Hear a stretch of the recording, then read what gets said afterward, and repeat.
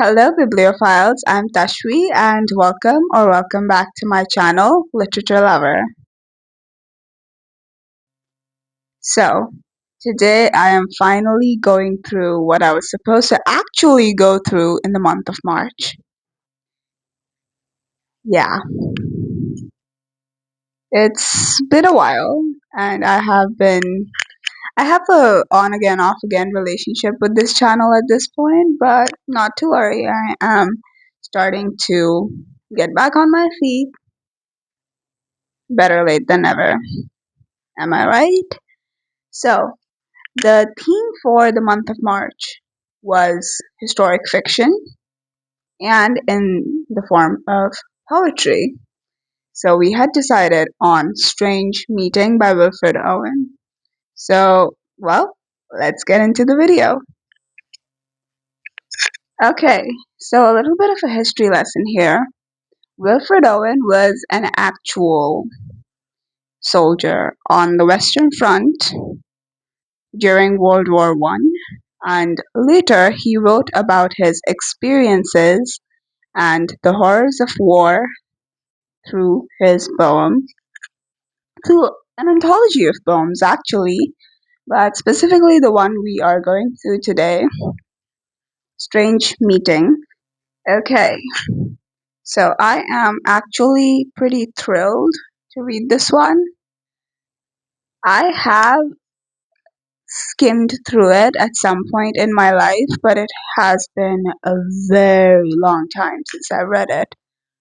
So, the way I'm going to go with a poetry format, considering it's very different from a book review, is I'm going to go through the poem and ignore the disturbance if you can hear. Yes. So I will be going through it line by line in real time, sharing my thoughts, my opinions, the literary devices that I quite enjoy or what I interpret from a certain line, and we will start developing the review from there. Ultimately, we will have the same review structure of the four scoreboards, and yeah, let's get into it. I have the poem opened up on my laptop already, and as always, if I appear to squint too much, please ignore.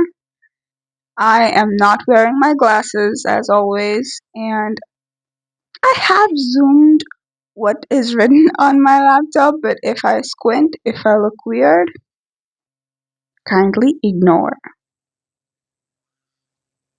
So the first verse goes like this. It seemed that out of battle I escaped, down some profound, dull tunnel, long since scooped through granites which titanic wars had groined.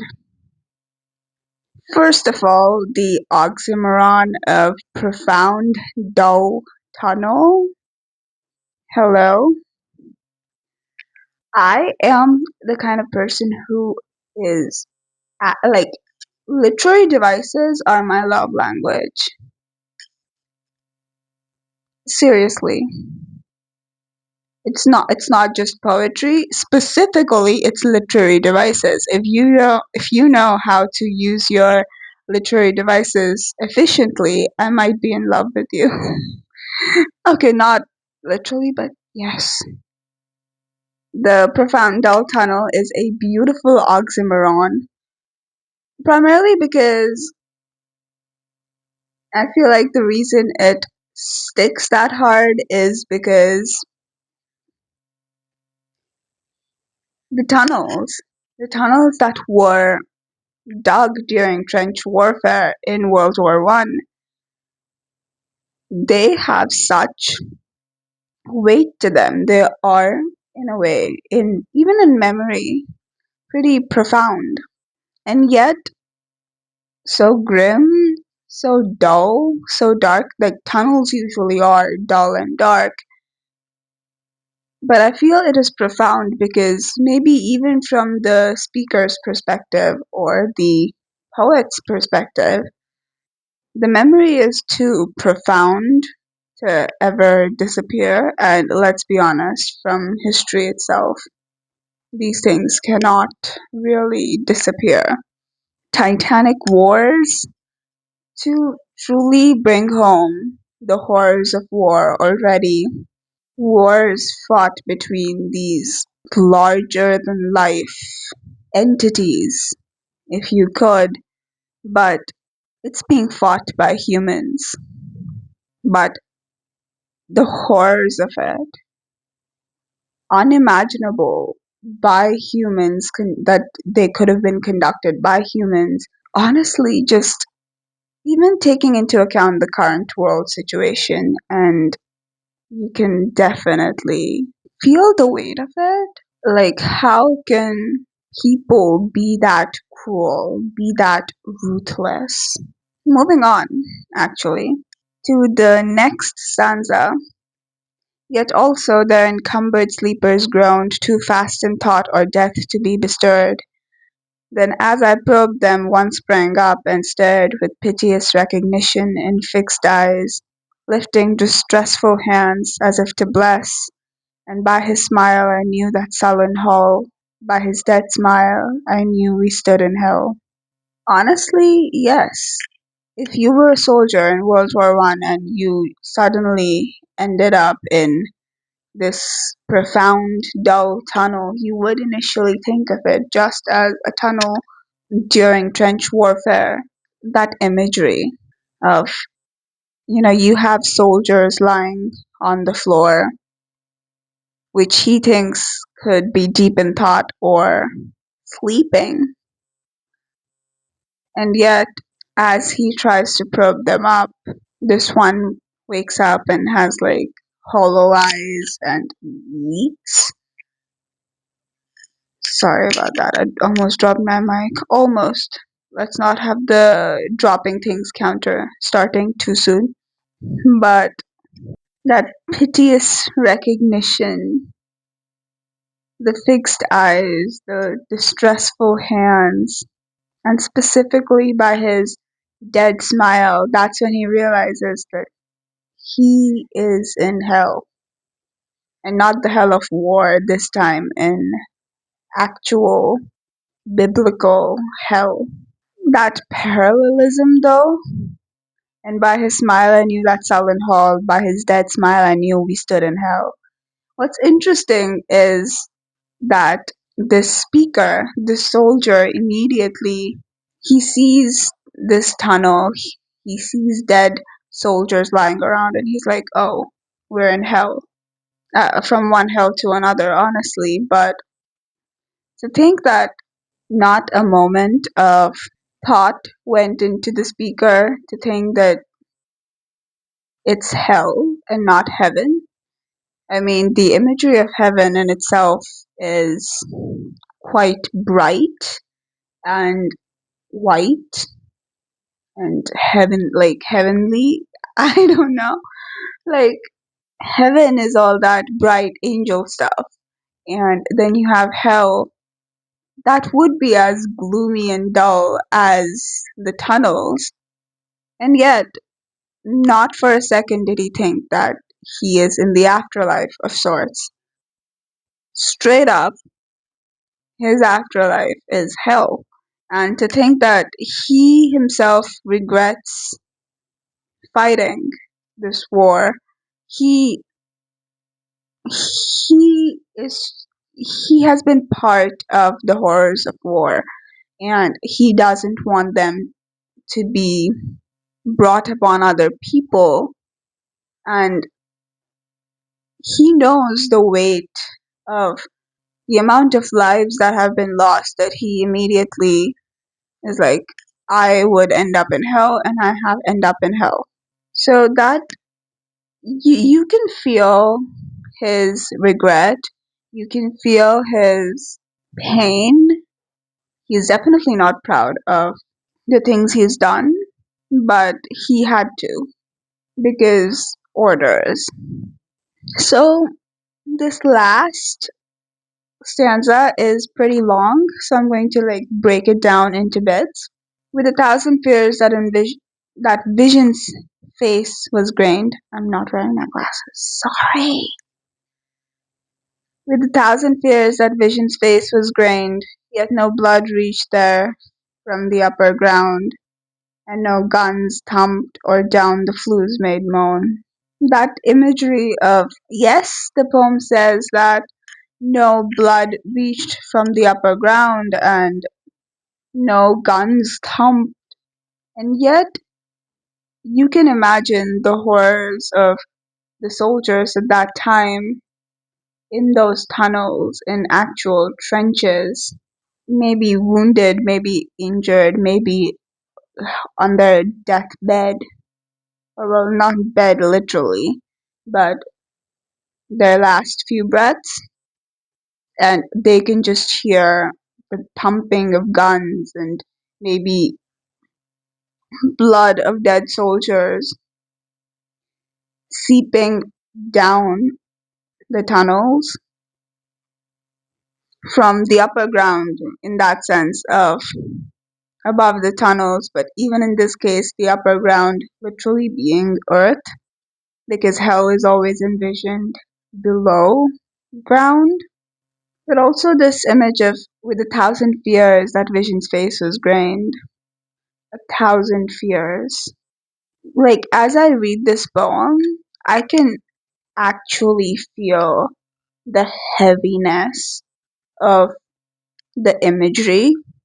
That is some tasteful use of imagery, I must say, because for you to be, for me to be feeling this heavy while reading something, for anyone to be, the way that the imagery delivers it.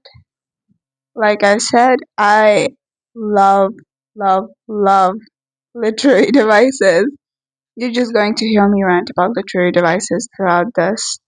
But then we also have alliteration with or down the flues, made moan. I'm loving it. I can actually feel the emotion of it. I can actually feel the weight of it, the literal horrors of war and why wars should not be fought. And we really need it in this time. We genuinely do, considering the situation that we are in. We need to remember that wars bring nothing but death, destruction, and devastation into the world. We really shouldn't be in wars ever. Moving on. Strange friend, I said, here is no cause to mourn. None, said the other, save the undone years. The hopelessness, whatever hope is yours, was my life also. Save the undone years. The hopelessness, whatever hope is yours, was my life also. And just the reference of strange friend. You see someone lying dead, or you meet a soul in the afterlife, and your friends, you don't know, because you don't know which side of the war they fought in. Maybe they were they were on your side, maybe they weren't, but there's no assumptions here. It's a fellow soul who has been lost to the war, regardless of what side of the war he was on, or whether he really mentally was on any side of the war. And you can start to feel the regret. Undone years is a beautiful way to represent it. Save the undone years, the hopelessness. And that shared solidarity of whatever hope is yours was my life also. As humans, ultimately, we do share similar hopes and similar dreams. I wouldn't say we all have the same dreams and same hopes, but in the end, you have some hopes and dreams about your life and wanting to live those dreams out to the fullest. And those hopes, everyone shares those hopes. And to not be able to fulfill it, to have a cut short life, painful. I went hunting wild after the wildest beauty in the world, the alliteration. Okay, calm down. But whatever hope is yours is my life also. I went hunting wild after the wildest beauty in the world, which lies not in calm eyes or braided hair, but mocks the steady running of the hour, and if it grieves, grieves richlier than here. To say that the beauty he was hunting, the beauty this person is hunting, is not the beauty of a fair maiden, and I don't know why I'm talking in a British accent, but let's just enjoy it, shall we? It's not a fair maiden that he was chasing. It truly was just the beauty of the world. Seeing the mountains, seeing the rivers, and it's not about a person, and it's not a person, but it's the beauty of the world, the beauty of life, the beauty in seeing the smallest flower and smiling because of that. And that really mocks time. That really mocks this limited duration of time that you're living in. And to think that, you know, those calm eyes and braided hair evolve over time with age. They don't really, they don't stay the same and they're still beautiful, but they are still running on a short period of time. And the world around, honestly, seems more than just that. Yes, even it has a duration. Flowers die, trees age and age and age and become, trees evolve, but the leaves on them, they also shed. But yet there's a timelessness to them. There's a timelessness to nature that is not really there in humans. And that's just a personal perspective. But the beauty of the world, above all, when that beauty grieves, it grieves richlier than here, to say that yes, this hell is a very horrendous place, but the loss of that beauty, the loss of not getting to appreciate that beauty longer, that is a much worse grief than the place hell in itself. For by my glee might many men have laughed, the alliteration. Honestly, might many men? My glee might many men. The M sounds beautiful. For by my glee might many men have laughed, and of my weeping something had been left, which must die now. I mean the truth untold, the pity of war, the pity war distilled.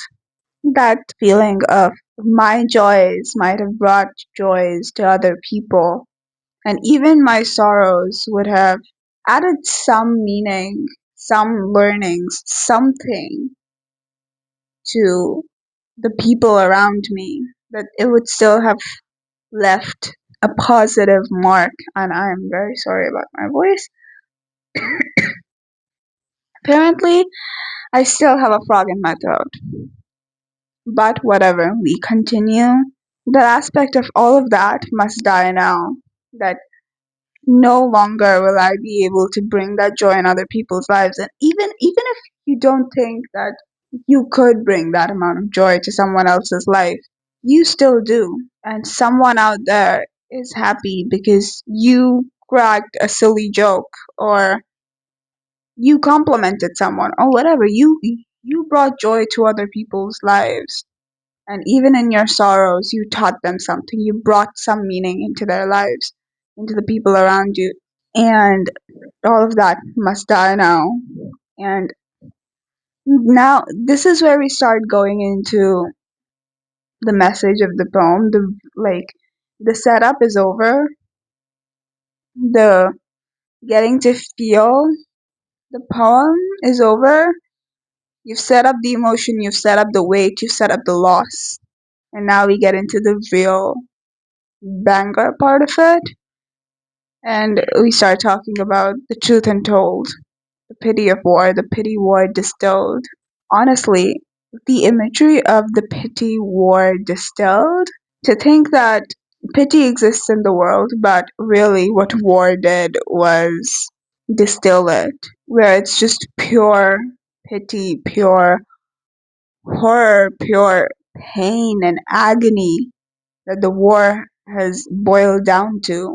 It no longer has the joys like water has its impurities, but it is just pure agony and pain and destruction and devastation. Now men will go content with what we spoiled, or discontent, boil bloody and be spilled. They will be swift with swiftness of the tigress, none will break ranks, though nations trek from progress. The idea that either people will be happy because these soldiers that died have spilled enough blood of the enemy, or the enemy might get angry and spill more and more and more, or they will be happy of the quote unquote success of being on the winning side of war and continue to cause that devastation and destruction. They will be swift with the swiftness. Bah, sorry, excuse me. They will be swift with swiftness of the tigress. That tigress imagery is like, I can almost imagine these bloodthirsty soldiers to be compared with tigresses. Although, I don't know if it's an unpopular opinion, but I would say humans can be much more bloodthirsty than tigers can be. Like, tigers still have a control. Certain people out there waging wars, doing horrible stuff, they really have no self control. None will break ranks, though nations trek from progress. To say that treks are always upwards, but this one is away from the peak, away from the pardon, away from the destination. It's a trek away from progress. And society does it so proudly, so willingly, that, oh, they are reaching the highest mountains, but when they are actually just reaching the deepest trenches of war, pun intended. Courage was mine, and I had mystery. Wisdom was mine, and I had mastery. To miss the march of this retreating world into vain citadels that are not walled. In a way, it was better that these two soldiers meeting in hell have already died, or to say that at least they have this awareness and have that courage and wisdom to say that this is wrong and we are not partaking in this march of this retreating world into these cities, that cities of innocent people being shoved into war because some leaders think that that's the right answer. In a way, it's best if they don't partake in this. They don't get to partake in this because they don't want to partake in this, and they cannot be forced to partake in this. And yet they had partaken in it, and the regret is heavy. Okay, so while planning this location switch, it kind of got me thinking that this entire portion could also imply how, if they were still alive, they would not partake in this march into this retreating world and storm into these citadels, which are not walled. Moving forward, then when much blood had clogged their chariot wheels, I would go up and wash them from sweet wells. Even with truths that lie too deep for taint, I would have poured my spirit without stint, but not through wounds, not on the cess of war. Foreheads of men have bled where no wounds were. The idea of showing up and washing those clogged chariot wheels that are covered in blood, that's first of all such beautiful imagery, but takes you back to that aspect of Titanic wars and the scale of these wars, and using water from sweet wells and with truths that that are so true that they cannot be tainted, that they cannot be tampered with. The honest, the most profound truth that wars are futile, wars are horrendous devastations that occur. And only using these things, only using water from sweet wells and profound truths instead of ever using war as a method, ever using pain and wounds as a method. It is so, honestly, it's someone who's experienced the horrors of war and not deciding to partake in them ever again. And ending the stanza with foreheads of men have bled where no wounds were.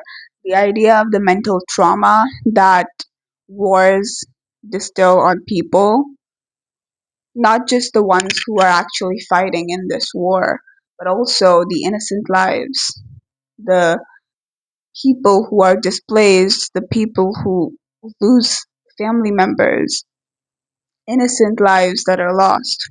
The foreheads of men have bled where no wounds were. That's such a beautiful way to depict and really bring that physicality into the mental state.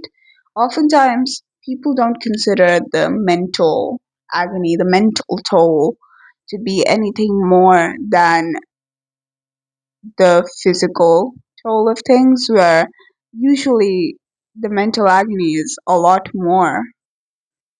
And it really converts that. I wouldn't say that it does it justice, but it gives it a much more concrete sense of the foreheads of men have bled.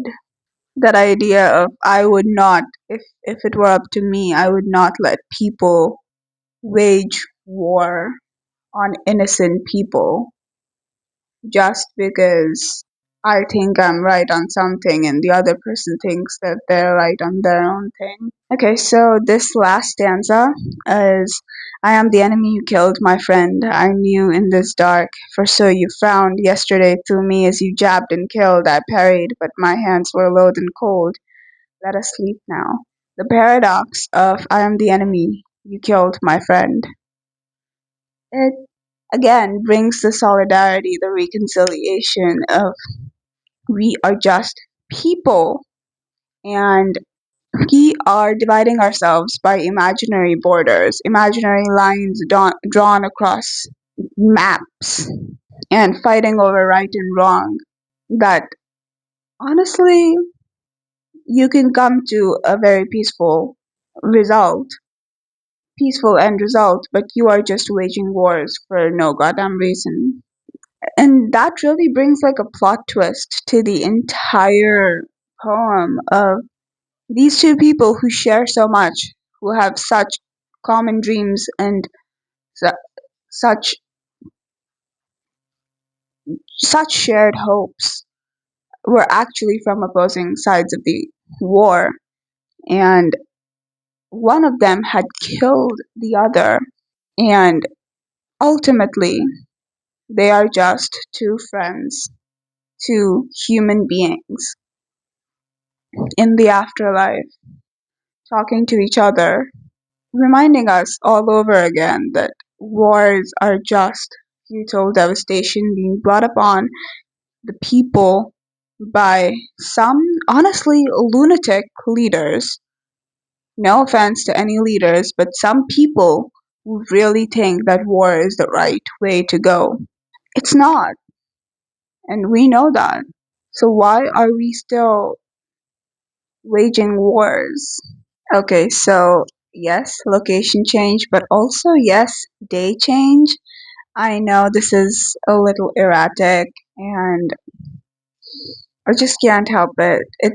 These days have been hectic and I just want to create what I love to create and read what I love to read, but sometimes it is going to be like this. I I've gone AWOL a lot in the last few months since I've started this, and even after that, I mean, this video has been very erratic, very.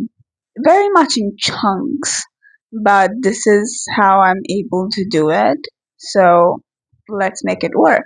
So, as I was talking yesterday, I thoroughly enjoyed re rereading this poem. Kind of.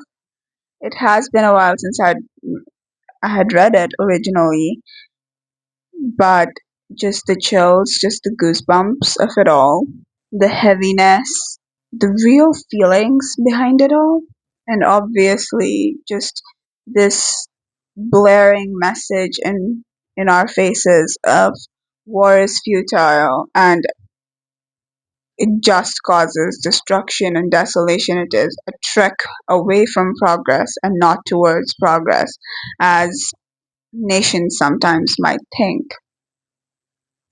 So I'm not going to blabber for too long, and I'm directly going to go into the rating of this. So, considering that it is a poem and not a full fledged story, I have made some slight tweaks to the four standards. So the first one remains the same. That is the pen's poise. I would say I would give this a 4 out of 5. Maybe a 3.5 to a 4. I do enjoy the imagery, the biblical ones, and the non biblical ones. I loved how the writing can actually make you feel the weight of the situation, and it was just captivating. So I'll give it a 4 out of 5. Going to essence. So instead of the plot, I am going for the engagement in this case. For engagement, I would say a 4.5 out of 5 just because it keeps you on the edge. It keeps you alive. It just makes you feel you are fully immersed into the tunnels. You are there with the speaker and this fellow soldier. You are a part of their hopes and dreams. You are feeling that.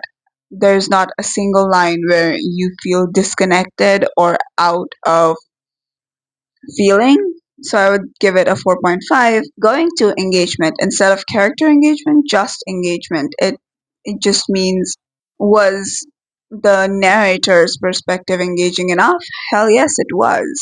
The conversation between the two soldiers in itself of the hopes and the loss of hope and just this wish that they could, if they were still alive, let the world know that wars are just dragging us behind and no one truly wins in a war because lives are lost on both sides and people just continue on with these wars because they think that they are going to achieve some huge prize at the end.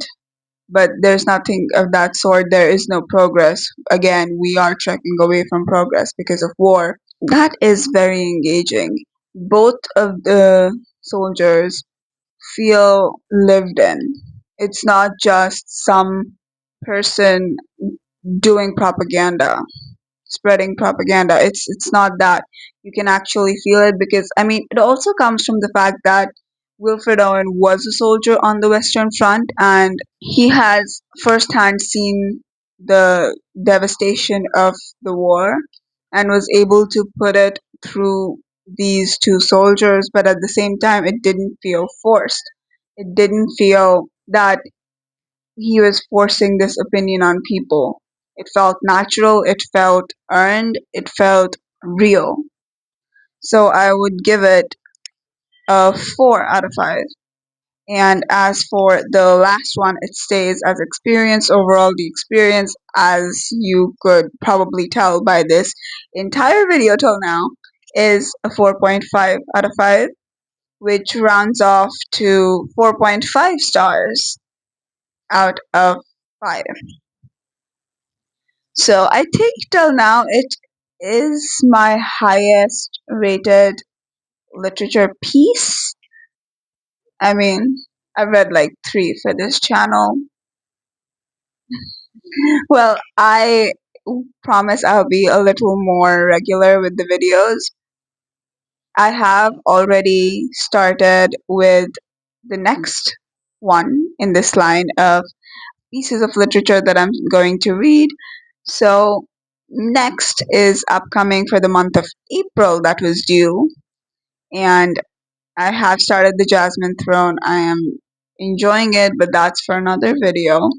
So, write down in the comments what you think about this poem. Like, subscribe, share this with other bibliophiles. I will see you in the next one. Bye, bibliophiles!